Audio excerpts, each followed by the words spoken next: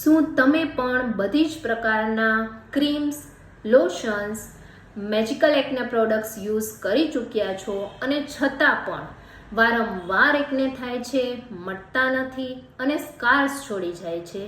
તો એનું કારણ જાણવું ખૂબ જ જરૂરી છે. નમસ્તે, હું ડૉક્ટર ચાંદની આજે વાત કરવા જઈ રહી છું એકનેના કારણો અને હોમિયોપેથિક મેડિસિન્સ એમાં કઈ રીતે ઉપયોગી થઈ શકે છે. એકને થવાના અનેક કારણો હોઈ શકે છે, પરંતુ એનું મેઇન કારણ છે આંતરડાની ખરાબી, એટલે કે કોન્સ્ટિપેશન, ઇન્ડાઇજેશન, ઇરિટેબલ બોવેલ સિન્ડ્રોમ, લીકી ગટ જેવા પ્રોબ્લેમ્સ કે જેને લીધે એકને થતા હોય છે.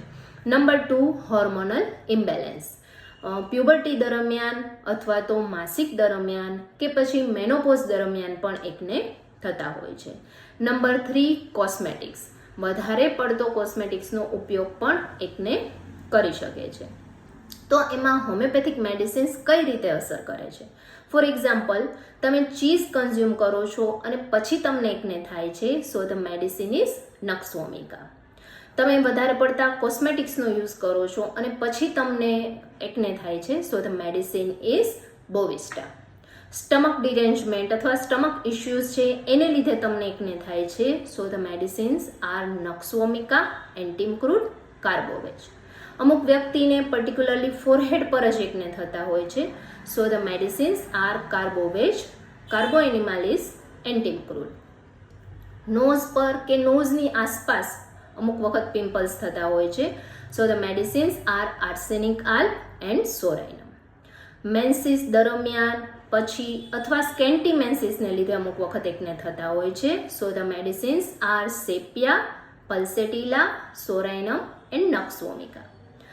એકને રોઝેશિયા એટલે કે રેડ કલરના પિમ્પલ્સ થાય અને જે બહુ જ પેઇનફુલ હોય, સો the medicines R લેકેસિસ, કાલિબ્રોમ, કાર્બોવેજ and સોરાઇનમ.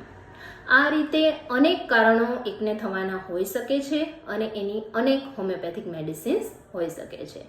So homeopathy કોઈપણ ડિઝીઝના રૂટ કોઝ પર જઈને કામ કરે છે, જેથી એકને અને સ્કાર્સને 100% ક્યોર કરી શકાય છે. સો પ્લીઝ કોઈ પણ પ્રકારની ટ્રીટમેન્ટ પર જતાં પહેલાં એક વખત સેફ અને સાઇડ ઇફેક્ટ ફ્રી હોમિયોપેથી અચૂકથી અપનાવશો. Thank you.